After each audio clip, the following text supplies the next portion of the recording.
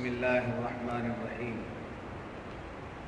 الحمد لله رب العالمين، والصلاة والسلام على أفضل الأنبياء والمرسلين وعلى آله وأصحابه أجمعين. أما بعد، فقد قال الله تبارك وتعالى في شأن حبيبه الكريم: إن الله وملائكته يصلون على النبي يا أيها الذين آمنوا صلوا عليه وسلموا تسليما. اللهم صل على سيدنا مولانا محمد وعلى آل سيدنا ومولانا محمد وبارك وسلم عدد ما تحب وترضى لما تحب وترضى بأن تصلي عليه صلاة وسلام عليك يا سيدي يا حبيبي يا رسول الله صلى الله تعالى عليه وسلم. وقد قال الله تبارك وتعالى في القرآن المجيد والفرقان الحميد: فأعوذ بالله من الشيطان الرجيم، بسم الله الرحمن الرحيم. ومن الناس من يقول آمنا بالله وباليوم الآخر وما هم بمؤمنين يخادعون الله والذين آمنوا وما يخدعون إلا أنفسهم وما يشعرون. صدق اللہ العظیم. اور کچھ لوگ کہتے ہیں کہ ہم نے اللہ اور پچھلے دن پر ایمان لائے، اور وہ ایمان والے نہیں، فریب دیا چاہتے ہیں اللہ اور ایمان والوں کو. حقیقت میں فریب نہیں دیتے مگر اپنی جانوں کو، اور انہیں شعور نہیں ہے. معزز حاضرین، سلسلہ وار قرآن پاک کا درس ہو رہا ہے. گزشتہ صحبتوں میں آپ حضرات نے دو جماعتوں کا ذکر سماعت فرمایا. ایمان والوں کا ذکر ہوا اور کفار کا بھی ذکر ہوا. ایمان والوں کے 4 خصوصیات بیان ہوئے کہ ان کی شان یہ ہے کہ وہ غیب پر ایمان رکھتے ہیں، نماز قائم کرتے ہیں اور راہ حق میں خرچ کرتے ہیں، اور اللہ نے جو کچھ کے مصطفیٰ جان رحمت صلی اللہ علیہ وسلم کی نسبت سے نازل فرمایا ہے یعنی کلام پاک، اس پر وہ اپنا ایمان رکھتے ہیں. یہ 4 صفات اہل ایمان کے. اور 2 باتیں کفار کے تعلق سے بیان ہوئی ہیں، جس میں فرمایا: ان الذین کفروا سواء علیہم انذرتہم ام لم تنذرہم لا یؤمنون. مومنوں کے 4 صفات بیان ہوئے اور کفار کے 2 صفات بیان ہوئے. اور آج سے جو درس ہو رہا ہے اس میں منافقین کا ذکر کیا گیا ہے. قرآن کریم نے مومن کو مومن کہا، کافر کو کافر کہا، منافق کو منافق کہا. جو جیسا ہے اس کو ویسے کہنا یہ سنت الہیہ ہے، اللہ کا طریقہ.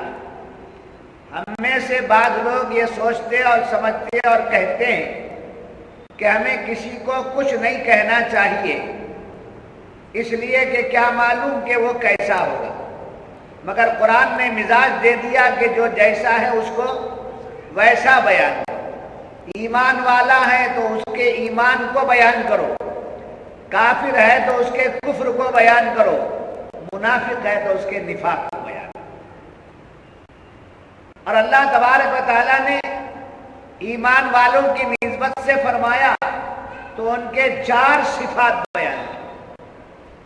کفار کے متعلق بیان کیا تو ان کی 2 باتیں بیان کی. اب منافقین کا ذکر ہو رہا ہے تو ان کے 13 باتیں بیان کی.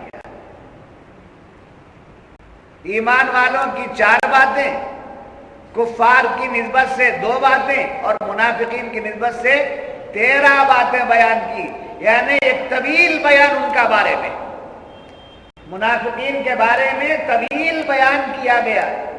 اس کی وجوہات یہ ہیں کہ منافقین چھپ کر، یہ چھپے ہوئے کافر، منافقین جو ہیں یہ چھپے ہوئے کافر ہیں اور ان کی شناخت بڑی مشکل ہے، اس لیے کہ وہ مسلمانوں میں ملتے ہیں، نمازیوں کے ساتھ نماز بھی ادا کرتے ہیں، مسلمانوں کے طریقے پر زندگی بھی گزارتے ہیں، مگر ان کے اندر کفر چھپا ہوا ہے۔ ان کے کفر کو ظاہر کرنے کے لیے ایک طویل بیان قرآن کریم نے کیا۔ آپ کو معلوم ہے کہ منافقین کا دور کب سے شروع ہوا، یہ کہاں کے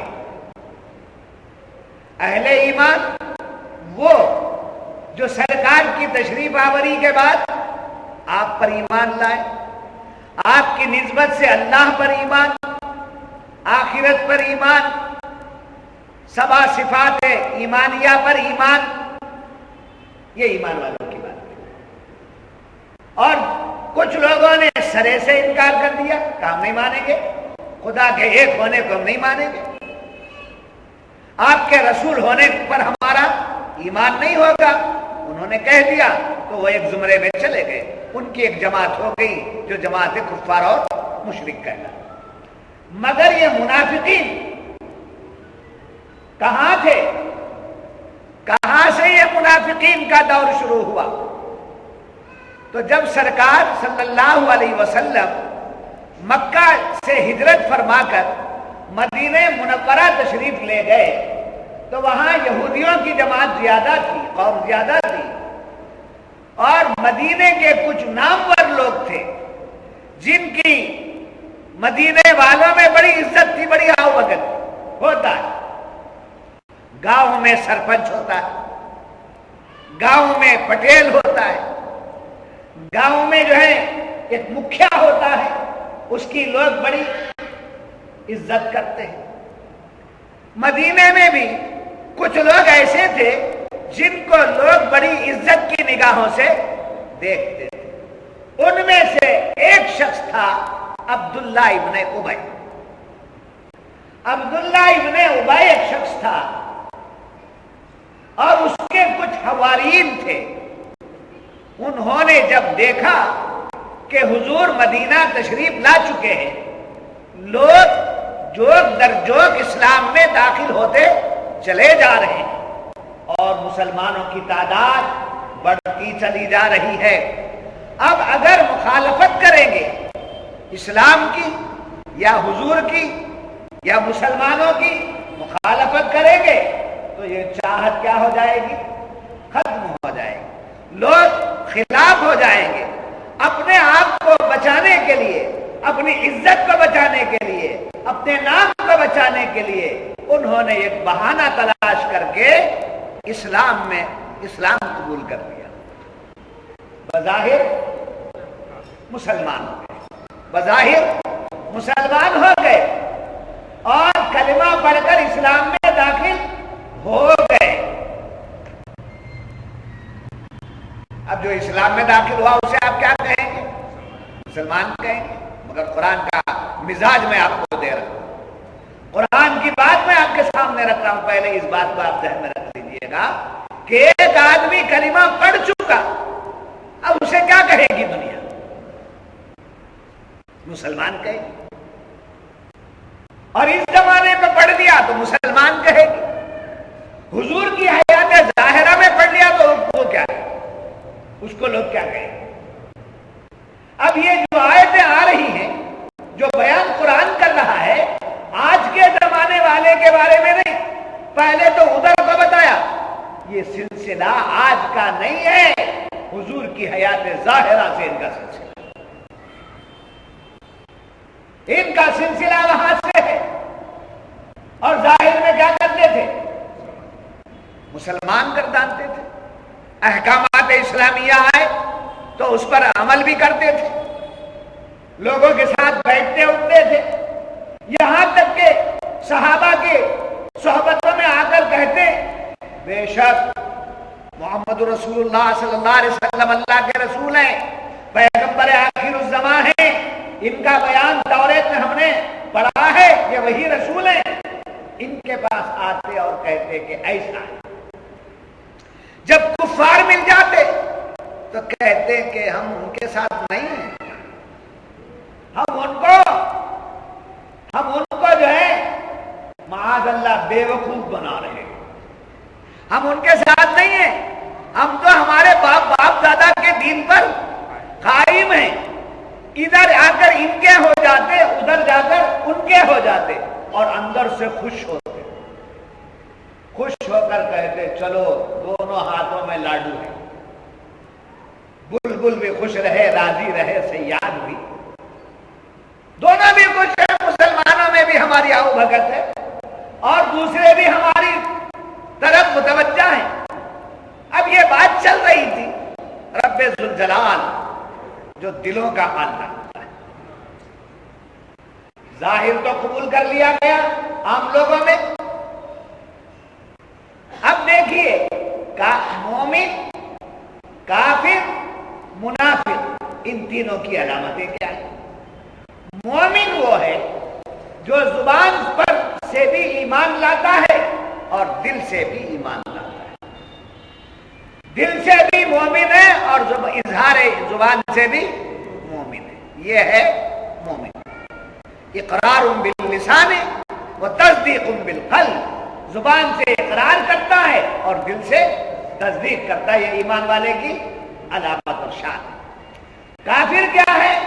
زبان سے بھی انکار کر دیتا ہے اور دل سے بھی انکار کرتا ہے، یہ ہے کافر، انکار کرتا ہے۔ منافق کیا ہے؟ زبان سے مانتا ہے، دل سے انکار کرتا ہے، یعنی زبان سے ایمان ظاہر کرتا ہے اور دل میں کیا رکھا ہوا ہے؟ کفر رکھا ہوا ہے۔ تو معلوم ہوا دل کا کفر جو ہے وہ لوگوں پہ ظاہر نہیں کیا، تو رب ذوالجلال نے ان کے متعلق قرآن کی آیت نازل کر دی، فرمایا وَمِنَ النَّاسِ مَن يَقُولُ آمَنَّا بِاللَّهِ وَبِالْيَوْمِ الْآخِرِ، لوگوں میں سے نزاکت پہ صدقے جائیے، مسلمانوں میں سے کچھ لوگ ایسے نہیں کہا، اے محبوب کلمہ پڑھنے والوں میں سے کچھ لوگ ایسے نہیں کہا، مسلمانوں میں سے کچھ لوگ ایسے نہیں کہا، ان کو مسلمان مانا ہی نہیں قرآن، ان کو قرآن مسلمان مانا ہی نہیں، ان کو مومن مانا ہی نہیں۔ جب بیان کیا تو کہ وَمِنَ النَّاسِ مَن يَقُولُ آمَنَّا بِاللَّهِ، لوگوں میں سے کچھ ایسے، وَمِنَ النَّاسِ مَن يَقُولُ، لوگوں میں سے کچھ لوگ ایسے ہیں جو کہتے ہیں آمنا باللہ وبالیوم الآخر، ہم اللہ پر ایمان لائے اور آخرت پر ایمان لائے۔ جب ایمان لائے تو جب ایمان لا لیے تو انہیں مومن کہنا چاہیے، مسلم کہنا چاہیے، مگر قرآن رب کائنات کا فرمان ہے، دل کے حالات کو خدا جانتا ہے، عالم الغیب والشہادہ ہے۔ جب دیکھا کہ ان کے دل میں کیا نہیں ہے، ایمان نہیں ہے، تو قرآن نے کہا ان کو مسلمان بھی نہیں پکاریں گے، مومن بھی نہیں پکاریں گے، مسلم بھی نہیں پکاریں گے، یہ کیا ہے؟ جنرل لوگ ہیں، یہ لوگ جنرل ہیں۔ آپ کو سمجھنے کے لیے بول رہا ہوں، جنرل لوگ ہیں، عام لوگ ہیں۔ عام لوگوں میں سے کچھ لوگ ایسے ہیں جو کیا کہتے ہیں؟ ہم اللہ پر اور آخرت پر ایمان لائے، وہ کہتے ہیں اور رب فرماتا میں کہتا، وہ کہتے ہیں کہ ہم ایمان لائے، میں کہتا کہ مومن نہیں، وما ہم بمومنین، ان کا ٹیڑھا ہے اسلام، ابھی پختہ نہیں ہوا، ابھی دل میں نہیں ہے، کچھ نہیں کہا، بلکہ صاحب کہہ دیا وہ لاکھ وہ کہہ لیں مگر رب کی نگاہ میں وہ کیا نہیں ہے؟ مومن نہیں ہے. تو منافقین کے ایمان کو رب نے رد کر دیا. تو ایمان دل کے اندر داخل ہونا چاہیے. ایمان لانے کا مطلب کیا ہے؟ جو چیز ہماری زبان سے جس بات کا اقرار ہوتا ہے اس بات کا یقین دل میں ہونا چاہیے. اللہ کے ذات پر، صفات پر، افعال پر، آثار پر ہمارا اظہار ایمان ہے تو وہ ایمان قلب میں داخل ہو جانا چاہیے، دل میں داخل ہو جانا چاہیے. اور اعتبار، ایمان کا جو اعتبار ہے وہ قلب کا. آدمی زبان سے کچھ بھی کہہ دے اعتبار نہیں ہے. اعتبار کس بات کا ہے؟ ہاں، نکاح ہے زبان سے بات چلے گی، طلاق ہے زبان سے بات چلے گی. میرے دل میں ارادہ نہیں تھا، یوں ہی غصے میں آ کر میں طلاق پکار دیا، کیا کروں؟ جی، طلاق پکارنے کے لیے، طلاق دینے کے لیے پروگرام نہیں بنا، رکھے نہیں چھاپتے، انویٹیشنز بناتے ہیں کہ فلاں تاریخ کو فلاں وقت میں ہمارے گھر میں فلاں شادی محل میں کیا ہے طلاق دی جائے گی، ایسے رکھے بناتے ہیں. ہاں، انتظام کس چیز کا کیا جاتا ہے؟ نکاح کے لیے. نکاح کے لیے انتظامات کیے جاتے، طلاق کے لیے کرتے ہیں. تو معلومات زبان سے بات نکل گئی، اس سے نکل گئی. مگر معاملات، ہمارے جو معاملات ہیں اس کا تعلق کس سے ہے؟ زبان سے ہے. ایمانیات جو ہیں اس کا تعلق زبان سے بھی ہے اور دل سے بھی ہے. اگر ولو بالفرض کوئی گونگا آدمی زبان سے کچھ کہہ نہیں سکتا، اشارے کے ساتھ دل کی طرف اشارہ کر کے کہہ دے کہ اللہ یہ محمد برحق، یہ دل کی طرف اشارہ کر کے اشارہ کر دے تو اس کا ایمان قبول کر لیا جائے. اس کا ایمان قبول. بات سمجھ میں آ گیا؟ تو وَمِنَ النَّاسِ مَن يَقُولُ آمَنَّا بِاللَّهِ وَبِالْيَوْمِ الْآخِرِ وَمَا هُم بِمُؤْمِنِينَ، کہ لوگوں میں سے کچھ لوگ ایسے ہیں جو کہتے ہیں ہم اللہ پر اور آخرت پر ایمان لائے مگر وہ کیا نہیں ہے؟ مومن نہیں ہے. تو یاد رکھیے یہ ذریت منافقین کی جو اولاد ہے وہ کل پرسوں 100-200 سال کی نہیں ہے.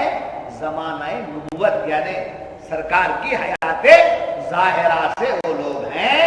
جیسے مومنین صحابہ سے لے کر آج تک چلے آ رہے ہیں، کفار ابو جہل اور ابو لہب سے لے کر آج تک چلے آ رہے ہیں، ایسے ہی عبداللہ ابن ابی جیسے لوگوں سے لے کر آج تک ان کی اولاد بھی برابر کام کر رہے ہیں.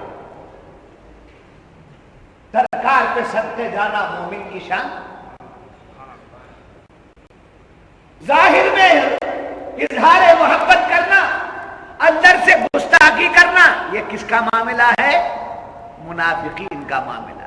تو ان باتوں کو بیان کر کے قرآن یہ ذہن دے رہا ہے کہ اے لوگوں، اے ایمان والوں، تم اپنے ایمان کو بچا کے رکھنا، اپنے ایمان کو سلامتی کے ساتھ رکھنا. اس لیے کہ یہ ایمان کے لوٹنے والے لوگ مدینہ منورہ کے دور سے چلے آ رہے ہیں. ان سے کیا کرنا چاہیے؟ اب ان لوگوں کو پہچاننا تمہیں آتا نہیں ہے. کیا قرآن کا مزاج؟ وہ کیسے لوگ ہیں تمہیں پہچاننا نہیں آتا ہے. ان کی حقیقت کو 13 آیتوں میں بیان کیا ہے. کون بیان کیا؟ اللہ بیان کیا ہے. تم لوگ ایسے بھولے ہو کہ ان کی باتوں میں آ جاتے ہو، اور ہم وہ شان رکھتے ہیں کہ ان کے ایک ایک پردے کو ہٹاتے ہیں، ایک ایک پردے کو ہٹاتا ہے تاکہ تمہارا ایمان سلامت رہے. دنیا ایمان لائے نہ لائے اس کی شان اس کی شان. حضور پر کوئی ایمان لائے نہ لائے حضور کی شان حضور کی شان ہے. مگر اتنی باتیں جو بیان کی جا رہی، یہاں سے مجھے کہہ لینے دیجئے، اگر اہل سنت کے علماء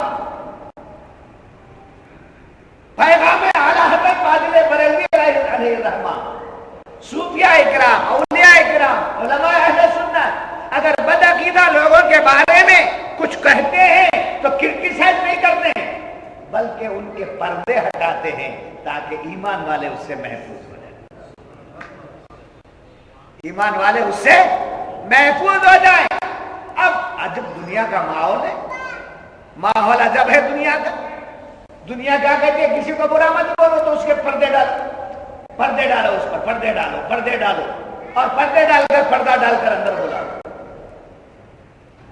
وہ ان کی شرارتیں جو کریں گے وہ ان کو موقع دے دو۔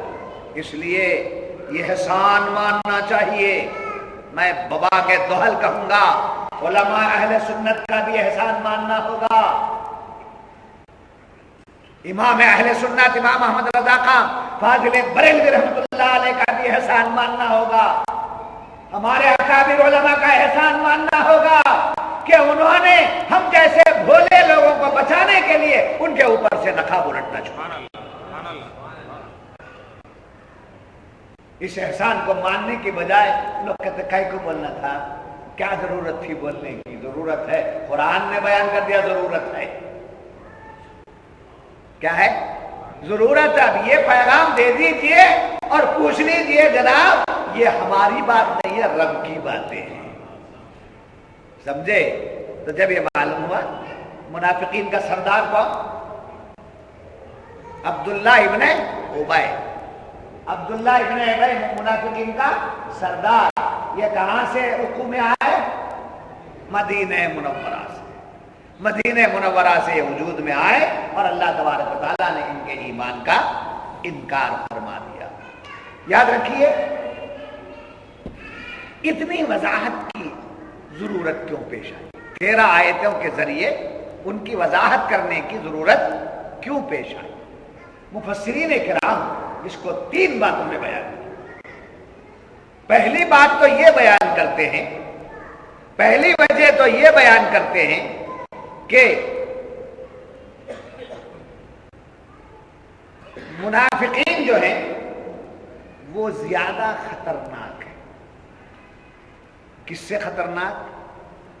کافر اور مشرک سے بھی زیادہ خطرناک منافق۔ تو اس خطرناک سے بچانے کے لیے وضاحت کے ساتھ اس کا بیان کیا گیا۔ دوسری بات یہ بتاتے ہیں کہ عام لوگ انہیں پہچان نہیں سکتے ہیں، عام لوگ انہیں پہچان نہیں سکتے ہیں، لہذا ان کی پہچانت کرانے کے لیے 13 صفات ان کے بیان کیے گئے۔ تیسری وجہ مفسرین کرام فرماتے، تیسری وجہ یہ ہے کہ وہ لوگ مسلمانوں کے ساتھ اٹھتے بیٹھتے بھی ہیں، ان کی صحبتوں میں بھی رہتے ہیں، یہاں تک کہ ان کے نمازوں میں بھی شریک ہوتے ہیں، اور اپنے آپ کو یقین دلانا چاہتے ہیں کہ وہ مومن ہیں۔ نمازوں میں آ کر، ذکر میں آ کر، تعلیم میں آ کر، سب بیٹھ کر کے مسلمانوں کے ساتھ اٹھک بیٹھک کر کے وہ کیا اپنے کو ثابت کرنا چاہتے ہیں کہ ہم مسلمان ہیں، مومن ہیں، ثابت کرنا چاہتے ہیں۔ تو قرآن نے تیسری وجہ بیان کی مفسرین نے کہ اتنی وضاحت کر کے ان کے نمازوں کو مت دیکھو، ان کی صحبت کو مت دیکھو، ان کے اٹھنے بیٹھنے کو مت دیکھو، ان کے کھانے پینے کو مت دیکھو، ان کے دین کی بات کرنے کو مت دیکھو، ہم ان کے دل کو دیکھتے ہیں، اس لیے کہ جس کا دل نبی کی محبت سے خالی ہو اس کی عبادت اس میں کوئی کام آنے والی نہیں۔ بات سمجھ میں آ گئی؟ اب آپ کو یہ بات میں بتا دوں کہ فی زمانے قرآن قیامت تک کے لیے آیا، اور ہم درس قرآن جو کر رہے ہیں یہ گزشتہ باتیں سنا کر اٹھا کر بھیجنے کے لیے تو نہیں کر رہے۔ درس قرآن اس لیے کیا جا رہا ہے کہ سنو اور آج کے دور کے لیے ایک عمل کا پیغام لے جاؤ۔ تو آج فی زمانے آج کے دور میں، جی آج کے دور میں کس کو پہچانے؟ اس کی پہچانت حضور سید کائنات صلی اللہ علیہ وسلم نے فرمایا، گزشتہ زمانے کے نبیوں میں کی امتوں میں 72 فرقے ہو گئے، ان کی امتی کتنے فرقوں میں بڑھ گئی؟ 72 فرقوں میں بڑھ گئی، اور میری امت میں 73 فرقے ہوں گے۔ میری امت میں ایک بڑھ کر، ان سے ایک بڑھ کر۔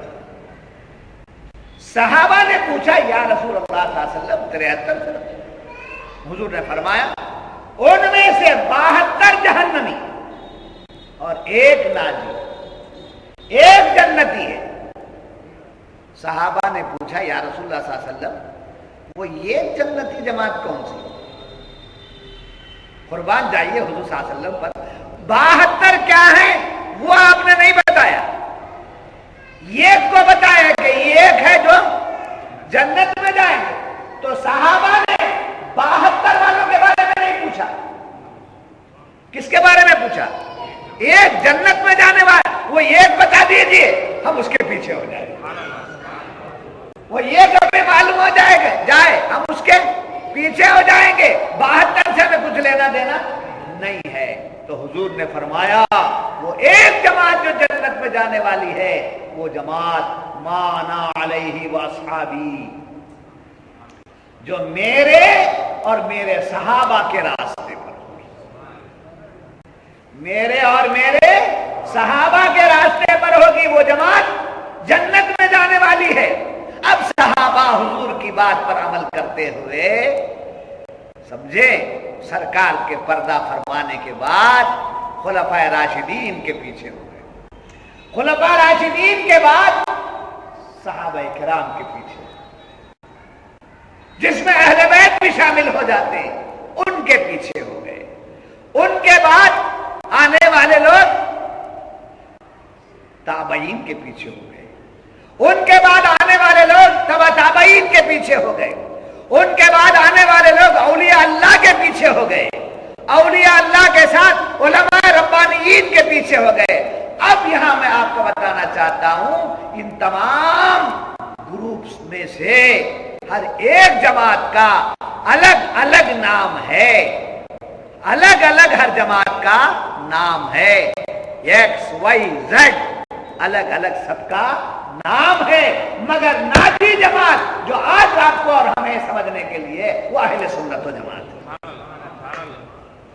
ناجی جماعت جو ہے وہ اہل سنت و جماعت ہے، اور وہ اس جماعت میں ہی ائمہ ہیں، اس جماعت میں ہی ائمہ ہیں، اس جماعت میں ہی اولیاء ہیں، اس جماعت میں ہی بزرگان دین ہیں، اس جماعت میں ہی امام اعظم ہیں، اس جماعت میں ہی امام شافعی ہیں، اس جماعت میں ہی امام مالک ہیں، اس جماعت میں ہی امام احمد بن حنبل ہیں۔ بآواز بلند میں کہنے کی ہمت کروں گا جن کو اماموں سے رشتہ نہیں ہے اس کو ناجی جماعت کہا نہیں جا سکتا، جن کو ائمہ سے رشتہ نہیں ان کو کیا نہیں کہا جا سکتا؟ ناجی جماعت نہیں کہا جا سکتا۔ اور جن کو اولیاء سے رشتہ نہیں ہے ان کو بھی ناجی جماعت نہیں کہا جا سکتا، جن کو غوث و خواجہ سے تعلق نہیں ہے ان کو بھی ناجی جماعت نہیں کہا جا سکتا۔ نمازوں سے تعلق ہونا نجات کی بات نہیں ہے، اولیاء سے تعلق ہونا نجات کی۔ قرآن اٹھا کے دیکھ لیے گا، منافقین کیا کر رہے ہیں؟ نماز پڑھ رہے ہیں، صرف نمازوں سے، پوائنٹ کو نوٹ کر لینا، لفظ صرف کو پکڑنا، ورنہ لوگ باہر سے بھی سنتے ہیں، لوگ باہر سے بھی سنتے ہیں اور لفظوں کو پکڑیں گے۔ میرے شیخ محترم نے لفظوں میں کھیلنا سکھایا ہے،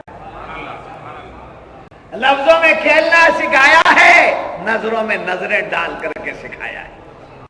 اس گھرانے کی بھیک میرے پاس ہے، میں بڑی ہمت کے ساتھ کہتا ہوں، ان کے بل پر کہتا ہوں، ان کے بل پر کہتا ہوں، ان کے دامن کے صدقے میں کہتا ہوں کہ جن کے پاس ائمہ اربعہ کی عظمت نہیں ہے وہ ناجی نہیں ہے، جن کے پاس غوث و خواجہ کی عظمت نہیں ہے وہ ناجی نہیں ہے، جن کے پاس نبی کی عظمت نہیں ہے وہ ناجی نہیں ہے۔ صرف نمازوں سے نجات ملنے والی نہیں ہے، وہ نماز اسی وقت نماز ہوگی جبکہ اس نماز کا تعلق امام اعظم سے ہوگا، امام شافعی سے ہوگا، امام احمد بن حنبل سے ہوگا، امام مالک سے ہوگا، غوث و خواجہ کی نسبت سے ہوگا، اولیاء کرام علماء ربانیین کے ساتھ.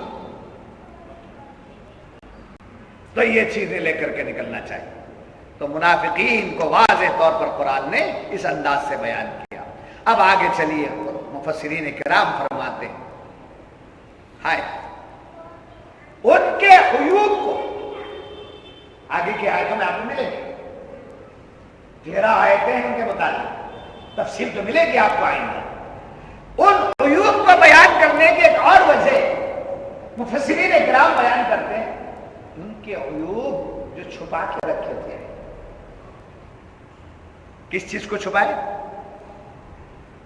اپنے اندر جو کمزوری ہے اس کو انہوں نے چھپایا. مسلمانوں میں آ کر کہتے کہ ہم مسلمان ہیں، حضور کی تعریف بیان کرتے. یہاں سے ایک اور بات یاد رکھیے، اور بات بھی یاد رکھ لیجیے گا کہ حضور کی میلاد اور سیرت کا جلسہ کرنے والا بھی ناجی نہیں ہو سکتا. وہ جلسہ ایسے کرے کہ اس کے دل میں وہ محبت سمائے، اس کا رشتہ برابر ان کی ذات سے ہو. حضور آئے، 63 برس رہے، تبلیغ کیے، پتھر کھائے، خون انور نکلا، زخمی ہو گئے، روتے رہے، 63 سال کے بعد ہم کو چھوڑ کے چلے گئے. اس کا نام میلاد اور سیرت کا جلسہ نہیں. میلاد اور سیرت کے جلسے کرنے کا مطلب یہ ہے کہ نبی ہم میں ہے، سرکار ہم میں ہے. جی آنے سے پہلے بھی انبیاء میں حضور تھے. قرآن بیان کر رہا ہے الم تر الی الذی حاج ابراہیم فی ربہ ان آتاہ اللہ الملک. کیا کہا قرآن؟ الم تر، کیا آپ نے نہیں دیکھا؟ کیا پوچھ رہا ہے قرآن؟ کیا آپ نے نہیں دیکھا؟ یہ کب پوچھتے ہیں؟ یہ انداز کب ہوتا ہے؟ دیکھے ہوئے کیوں نہ. کیا صاحب کیا آپ نے نہیں دیکھا کہ میں فلاں جگہ پر موجود تھا؟ جی جی میں بھی تھا آپ کے ساتھ. جی جس نے دیکھا ہے اسی سے پوچھا جاتا ہے کیا آپ نے نہیں دیکھا؟ ابابیل کا قصہ گزرا سرکار کے ظاہری طور پر تشریف لانے سے پہلے. الم تری کیف فعل ربک باصحاب الفیل. اگر الم تری الی الذی حاج ابراہیم یا علم تری ان اللہ سخر لکم ما فی السماوات و ما فی الارض، یہ آیتیں حافظ قرآن کے لیے اگر ہیں تو رہنے دیجیے، ہم پڑھ لیں. مگر یہ علم تری تو سب کو یاد ہے. علم تری کیف فعل ربک باصحاب الفیل سب کو یاد ہے. ہر نمازی کو 10 سورتیں تو یاد ہے ہی. جی تو اس میں علم تری کیف فعل ربک باصحاب الفیل آتا ہے کہ نہیں آتا ہے؟ تو اب علم تری میں کیا کہا؟ کیا آپ نے نہیں دیکھا؟ کیا ہم نے ہاتھی والوں کے ساتھ کیا معاملہ کیا؟ آپ نے کیا نہیں دیکھا؟ حضور ابھی بطن آمنہ سے جلوگر نہیں ہوئے تھے، واقعہ ہو گیا. اس واقعے کو بیان کرتے ہوئے خدا پوچھتا ہے کہ آپ نے نہیں دیکھا؟ دنیا میں ظاہر ہونے سے پہلے دنیا کے حالات کو دیکھنے والا نبی اور دنیا میں تشریف لا کر قیامت تک رہنے والا کیا ہمارے حالات کو نہیں؟ تو یہ لوگ اس طریقے سے حضور کی عظمتوں کو بیان کرنے میں کتمان کرتے ہیں. کتمان. اس کتمان کرنے والوں کو کیا کہا گیا؟ منافق. کیا کہا گیا؟ منافق. یاد رکھنا، یاد رکھنا. دیکھیے ایمان یہ موتی کی طرح سمجھ لیجیے آپ. ایمان ایک موتی کی. حدیث میں حضور اکرم صلی اللہ علیہ وسلم نے فرمایا الایمان یزید و ینقص. ایمان بڑھتا بھی ہے اور ایمان گھٹتا بھی. فکر جو ہے ہمیں اسلام کی کرنے کی ضرورت نہیں. ہمیں فکر زیادہ کس کی کرنا چاہیے؟ ایمان کی. اس لیے کہ ایمان اسلام فکس ہے. اسلام فکس ہے. 5 نمازوں میں 4 یا 6 کوئی بنایا نہیں. جب سے سرکار تشریف لائے اس وقت سے نمازوں کا جب حکم آیا کتنے نمازیں؟ 5. ہم نماز پڑھانے کے لیے دنیا بھر جا رہے ہیں، ادھر جا رہے ہیں. دین پھیلا، اسلام پھیلا نہیں جا رہا. اسلام پھیلا کا مطلب کیا؟ کچھ تو بڑھنا نا. کتنے نماز ہونا؟ ارے ہونا بڑھانا تو زیادہ ہو. ادنا نمازیں چھوڑ کر بیٹھ گئے، بولے تو کیا مطلب؟ کم لے کر لے. لوگ نماز نہ پڑھے تب بھی نمازیں 5 ہیں. لوگ نمازوں کی تبلیغ کرے تب بھی 5 ہیں. تو اسلام فکس. رمضان کے روزے 1 مہینے کے 29 ہو کے 30 ہو، بہرحال 1 مہینے کے وہ فکس. زکات فکس ہے نا، مقرر ہے. زکات 2.5%، 40واں حصہ فکس ہے. سرکار کی حیات دائرہ سے لے کر آج تک زمانہ اتنا ترقی کر گیا، مالدار اتنے بڑھ گئے، مگر دینا کتنا ان کو؟ جی 2.5% دینا ہے. تو زکات بھی اپنی جگہ ہے، روزہ بھی اپنی جگہ ہے، نماز بھی اپنی جگہ ہے، حج بھی اپنی جگہ ہے، سب اپنی جگہ. یہ سب کیا ہے؟ یہ اس کا نام کیا ہے؟ اسلام. اسلام نہ بڑھتا ہے نہ گھٹتا ہے. قرآن نے خود بیان کر دیا، الیوم اکملت لکم دینکم واتممت علیکم نعمتی ورضیت لکم الاسلام دینا.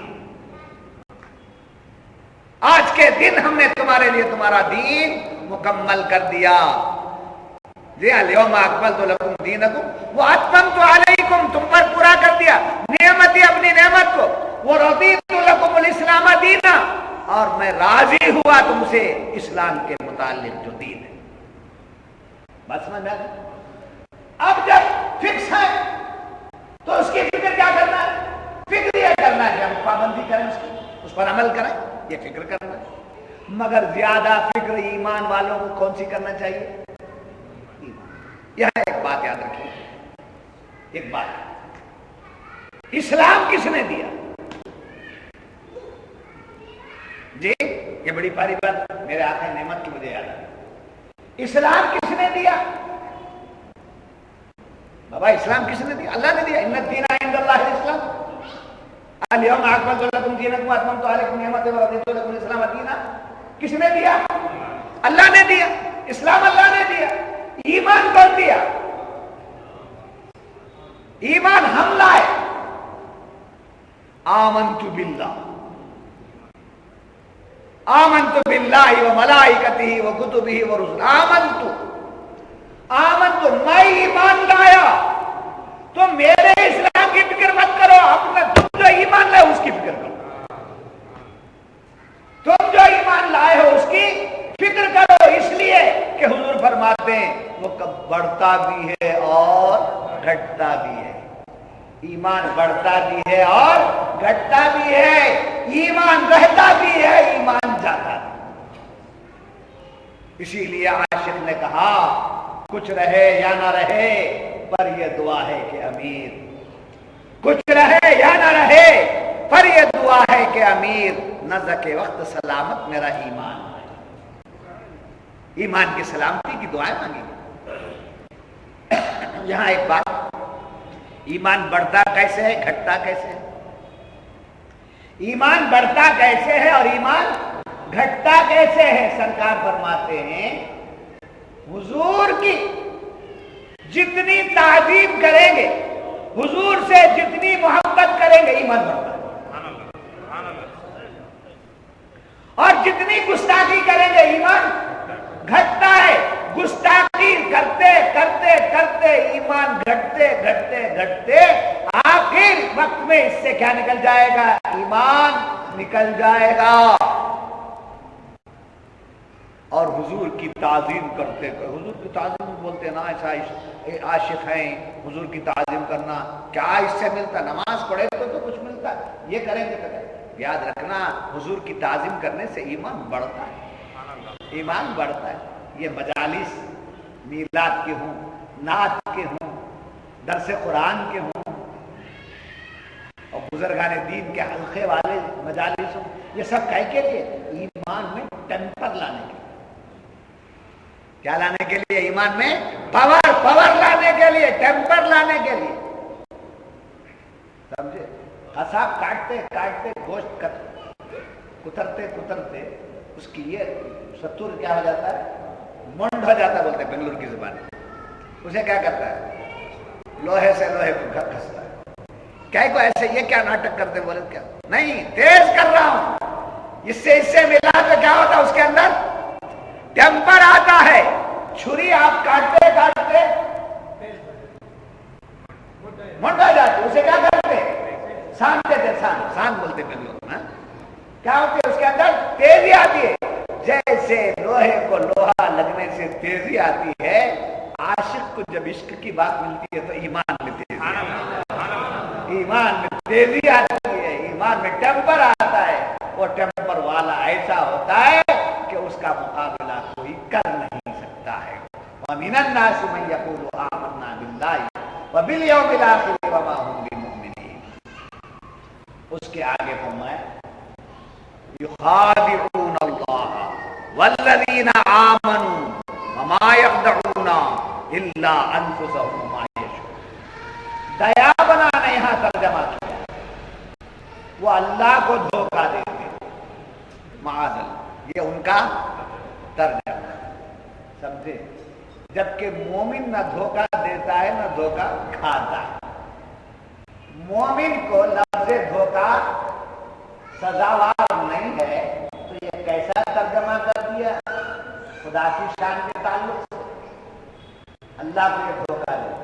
میں صدقے جاؤں اعلیٰ حضرت کے ترجمے پر، میں قربان جاؤں اعلیٰ حضرت کے ترجمے پر، اور اسی انداز کا ترجمہ میرے شیخ محترم بھی فرماتے ہیں. میرے شیخ محترم بھی اسی طرح کا ترجمہ فرماتے. اور شہزادہ قبلہ علامہ علی شاہ عامری دامت برکاتہ العالیہ بھی یہی ترجمہ کرتے ہیں. بڑے پیارے انداز سے دیکھیے، فریب دیا چاہتے ہیں، فریب دیا چاہتے ہیں اللہ کو، وہ فریب دیا چاہتے ہیں. اور کسے؟ والذین آمنوا، ایمان والوں کو فریب دینا چاہتے ہیں. یہ ترجمہ کیا ہے.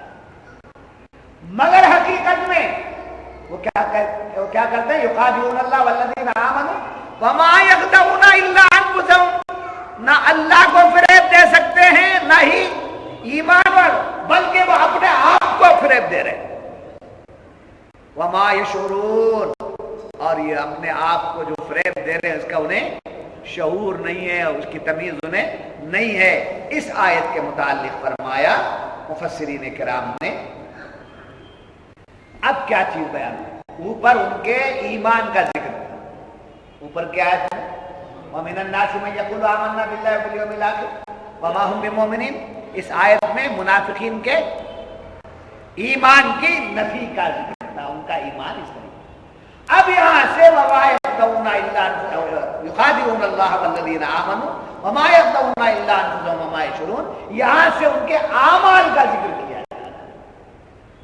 اوپر ایمان کا ذکر کیا گیا تھا، اب یہاں سے اعمال کا ذکر کیا جا رہا ہے. اس تعلق سے فرمایا بڑی پیاری بات کہ دیکھیے،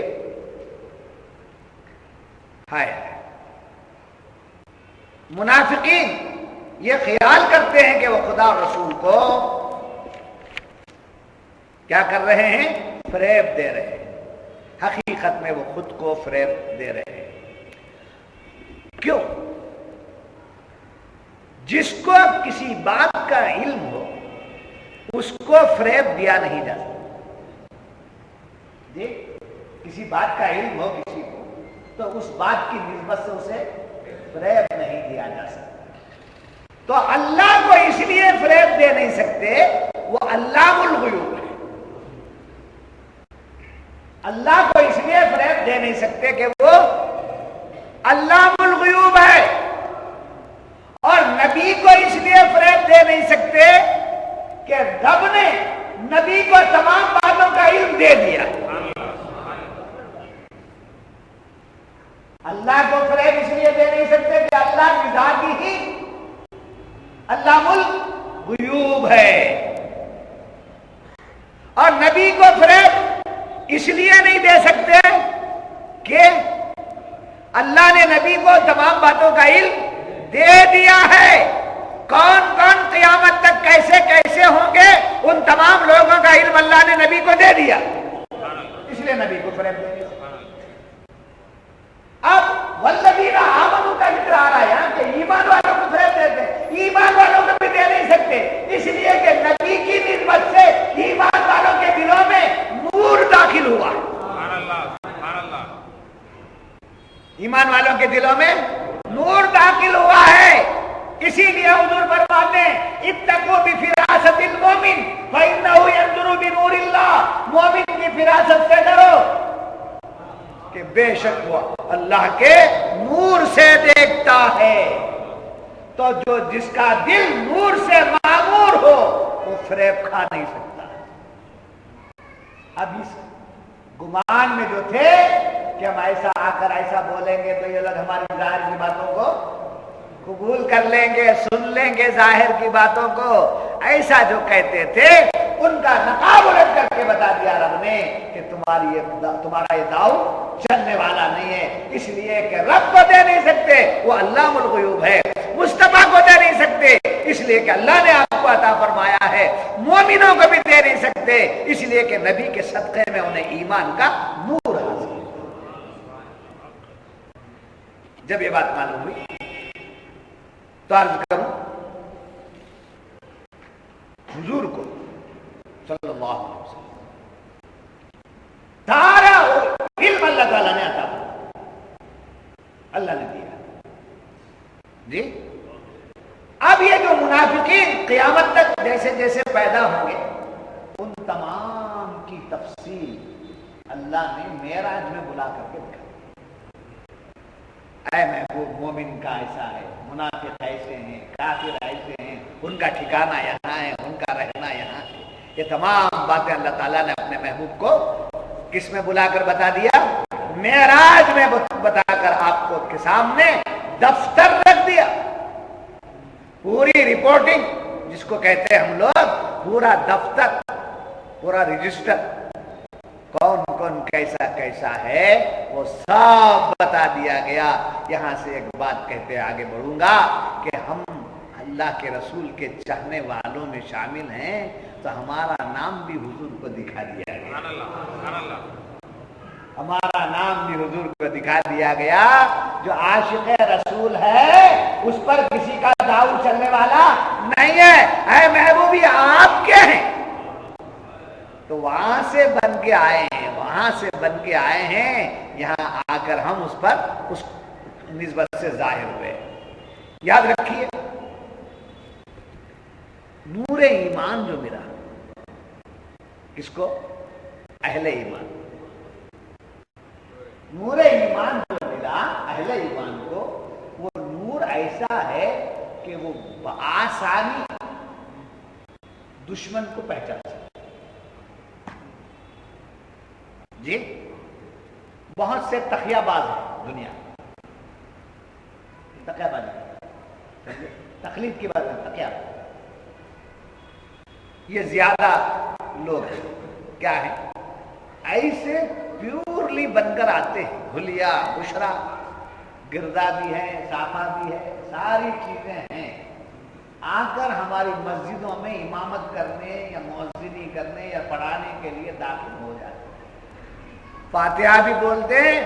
اور یہ کرم دیکھو اعلیٰ حضرت کے عشق کا کہ ان کو اپنا روٹی چلانے کے لیے مصطفیٰ جان رحمت پہ لاکھوں سلام بھی یاد کر کے رکھنا پڑتا ہے۔ یہ سب ہوتا ہے، یہ سب کرتا ہے، مگر گدھے کو آپ شیر کا لباس پہنا دیں گے، گدھے کو شیر کا لباس پہنا دیں گے تو آواز کرنے کے بعد ایک نہ ایک دن معلوم ہو جائے گا کہ کون ہے یہ، معلوم ہو جائے گا نا۔ ایسے ہی تقیہ باز لوگ اپنا حلیہ بدل کر کے بھی آ جائیں، بیان کرتے کرتے ان کی اصلیت ان کی زبان پر آ ہی جاتی ہے۔ اس کو ایک معمولی سنی مسلمان بھی کیا کر لیتا ہے؟ پہچان لیتا ہے۔ ایسے تقیہ باز مولوی کی معمولی لفظ کو پہچان کر اس کے بد عقیدہ ہونے کو پکڑنا ایک عام آدمی مومن کرتا ہے تو اس کی کی محبت سے حاصل ہے، وہ نور ایمان ہے۔ بات سمجھ میں آ گئی؟ جب یہ بات معلوم ہوگی تو یاد رکھیے اس باب میں تو بڑی پیاری بات فرمائی کہ صاحب مشکات نے ایک روایت لکھی ہے، اہل ایمان کافر اور مشرک کو پہچاننا تو دور بڑی بات نہیں، جانوروں کو بھی پہچان لیتے ہیں، اور ایمان والوں کی شان یہ ہے کہ ان کے مرتبے کو پھاڑ کھانے والے جانور پہچان لیتے ہیں۔ کس کے مرتبے کو؟ ایمان والوں۔ چنانچہ صاحب مشکات شریف نے لکھا ہے کہ حضرت سفینہ رضی اللہ تعالی، حضرت سفینہ رضی اللہ تعالی عنہ تشریف فرما ہے، ان کے سامنے ایک شیر آ گیا۔ شیر کا کام ہے کیا بولوں میں؟ کچھ مہلت دینے کا ہے، سمجھے؟ وضو کرنے کا موقع دیتا ہے، 2 رکعت نفل ادا کرنے کا موقع دیتا ہے، اس کا کام ہی کیا ہے؟ دیکھتے ہی یہ باقی بلّہ شاہ صاحب ہیں، یہ تو ہمیشہ پھاڑ کھاؤں گا بھی تب بھی یہ باقی ہی رہیں گے تو کیا چھوڑے گا؟ میرے اندر آ کر باقی ہو جائیے آپ، مگر آپ آ جائیں، ہے نا؟ تو حضرت سفینہ کے سامنے شیر آتا ہے، بالکل قریب آ گئے۔ حضرت سفینہ رضی اللہ تعالیٰ عنہ نے فرمایا، اے شیر، نہیں پہچانتا میں کون ہوں؟ میں غلام رسول، میں غلام رسول ہوں۔ یہ آپ کی زبان انور سے نکلنا تھا، شیر جو ہے دم کو نیچے گرا کر سمجھے سامنے بیٹھ گیا، اور آپ کے حکم پر وہاں سے رخصت ہو گیا۔ ایک پھاڑ کھانے والا جانور مومن کے ایمان کے حرارت کو پہچانتا ہے، تو ایمان کی تجلی ویسی ہے کہ پھاڑ کھانے والا جانور اس کو اپنا پھاڑ کھانے کی صفت سے باز آ جاتا ہے۔ ایسے ہی ایک شیر وہ ہے جس نے ابو لہب کے بیٹے عتبہ کو کھایا، وہاں کیا دیکھا؟ ہوا کفر دیکھا، کفر دیکھا، گستاخی دیکھی، تو عتبہ کو وہ کھا گیا۔ سفینہ میں نور ایمان دیکھا تو خدموں کے پاس بیٹھ گیا، ادھر نور ایمان دیکھا تو خدموں کے پاس بیٹھ گیا، ادھر گستاخی دیکھی تو کیا کر دیا؟ پھاڑ کھا لیا۔ تو معلوم ہوا نور ایمان ایک ایسی تجلی ہے کہ پھاڑ کھانے والا جانور بھی غلامی میں آ جاتا ہے۔ یہ ہے کس کی شان؟ ایمان والے۔ یاد رکھیے اس آیت کی روشنی میں صوفیہ کرام نے ایک پیاری بات بتائی کہ ہمارے ساتھ 3 چیزیں ہیں، ہمارے ساتھ 3 چیزیں، وہ منافقین باہر کے، اندر کی بھی 3 چیزیں۔ روح جو ہے وہ ہماری مومن ہے، روح مومن ہے، اور شیطان ہمارے ساتھ میں ہے۔ جی، روح مومن ہے، اور یہ خالص مومن ہے۔ خالص کا لفظ بھی ایک آیا ہے، اس کو سمجھیے گا کہ جو لوگ صاحب ایمان ہیں ان کو قرآن میں مخلصین کا، سمجھے؟ پیورلی جو مومن ہیں ان کو قرآن نے کیا کہا؟ مخلصین کہا ہے۔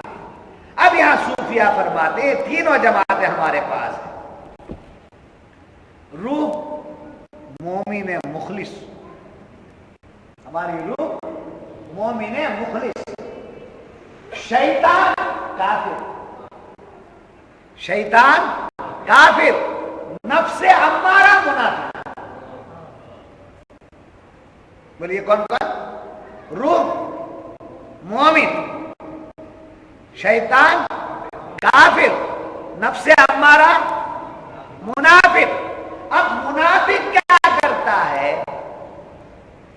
اس کی دوستی جب شیطان سے ہو جاتی ہے کس کی دوستی؟ نفس امارہ کی دوستی جب شیطان سے ہو جاتی ہے تو دونوں مل کر ایمان کو کمزور کرنے کے لیے، روح کی طاقت کو کمزور کرنے کے لیے یہ دونوں مل کر برائیوں کی طرف اکساتے ہیں۔